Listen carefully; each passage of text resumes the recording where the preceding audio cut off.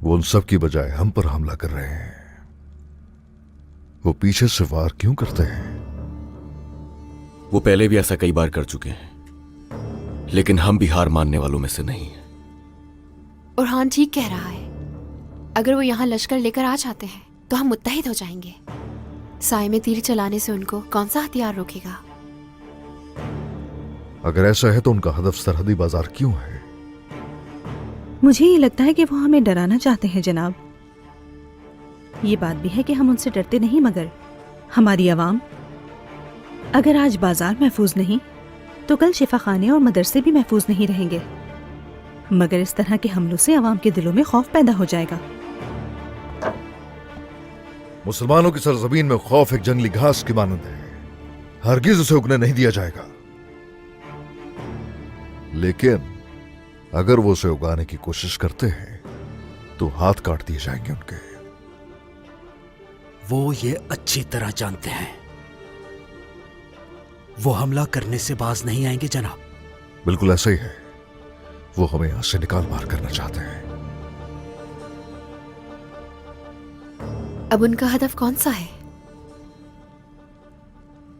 या निशाना कौन है? उनका मकसद वाज़ेह है। सलेबी, मैं, हमारे सरदारान और याकूब साहब।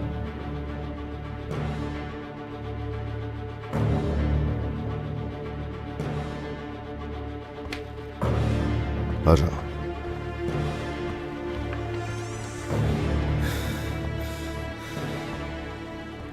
बाबा ने बाजार मुझे अमानत के तौर पर दिया था, मैं उसमें खयानत नहीं कर सकता। जिसने मुझे इस हाल में पहुंचाया, जिसने मुझे और रुहान के सामने शर्मिंदा किया। संभालो खुद को मेहमत। हम कई बार इन जैसों का सामना कर चुके हैं। उन्हें तुम्हारे बाबा की अदम मौजूदगी का इल्म हुआ तो बाजार पे हमला कर दिया। भाई क्या पता वो बाबा को मारने आए हों। हर चीज में बेहतरी होती है, फिक्र मत करें।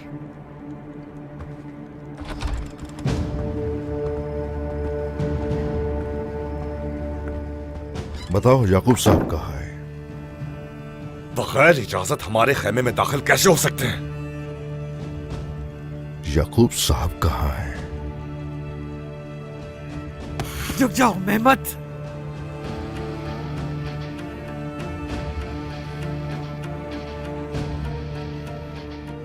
याकूब साहब से आपको क्या काम पड़ गया उस्मान साहब?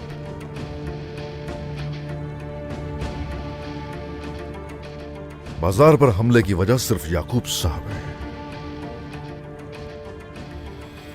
बताओ जल्दी। उस्मान, मेरे बाबा तुम्हारे सरदारान के साथ हैं। तुम्हारी तरह अकेले नहीं। फिक्र ना करें। मेहमत, किससे मुखातिब है दिख नहीं रहा क्या? या फिर याद दिलाना पड़ेगा तुम्हें? बेटा रुक जाओ, रुक जाओ।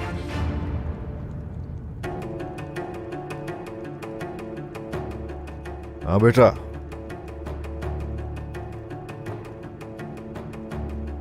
मंगोल मुनज्जम लश्कर नहीं है। याकूब साहब अगर 100 सिपाहियों के साथ जाएंगे तो यकीनन मारे जाएंगे। समझ भी नहीं पाओगे कि हुआ क्या है। इसलिए बता दो कि याकूब साहब कहाँ हैं। याकूब साहब इसलिए गए हैं ताकि आप जाकर फतूहात को खराब ना कर दें, ताकि सरदारान अपने रास्ते से हट ना पाए। इसी वजह से जंग का दीवान कहीं और रखा है। अब आप कुफ्फार की चालों से फायदा उठाकर ये मालूम करना चाह रहे हैं कि मेरे सरदार कहाँ हैं। अगर यहां से मैं खाली हाथ लौट गया तो सरहदी बाजार से कुछ वापस नहीं आएगा सिवाय याकूब साहब की लाश के।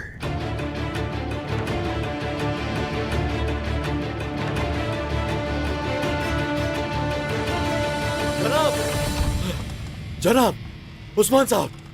अलाउद्दीन, जनाब, एक एक करके सारे जख्मी मर रहे हैं। उन सबको जहर दिया गया है। क्या? हर मुमकिन कोशिश की, लेकिन मैं तरियाक नहीं बना सका जनाब। मेरा बेटा, जहर को दाएं, क्या वो सेहतियाब नहीं हो पाएगा?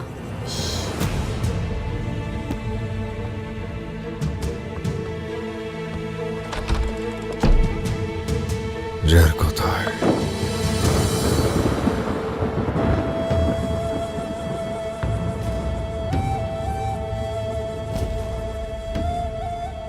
जहर को कुछ देर रोक सकता हूं। शुरू में जख्मी की रगें फूलेंगी, फिर उसके बाद दिल की धड़कन तेज हो जाएगी। उनके जख्म गहरे होते जाएंगे और उनकी आहिस्ता आहिस्ता मौत हो जाएगी। मेरे अल्लाह, या अल्लाह हमारे बच्चों की हिफाजत फरमा। फौरन अतराफ के इलाकों में खबर भेजी जाए। मैं माहिर तरीन तबीब सरहदी बाजार में चाहती हूँ।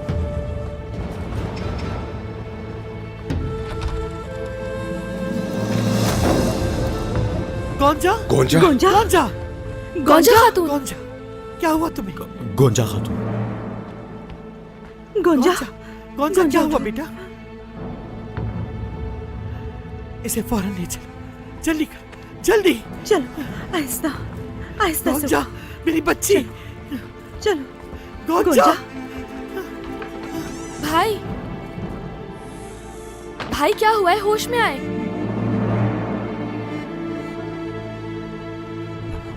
मरहम, मरहम की जरूरत है। मुझे जाना होगा।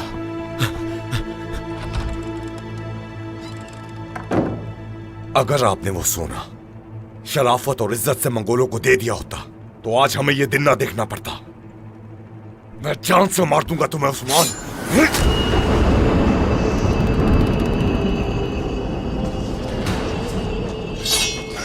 बेटा, मजबूत हम भी हैं, मगर काम लेते हैं सब्र से।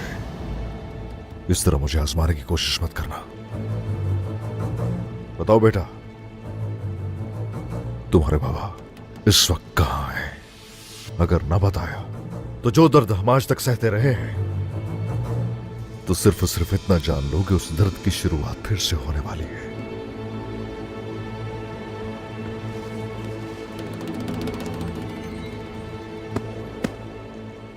चलो बताओ जरा,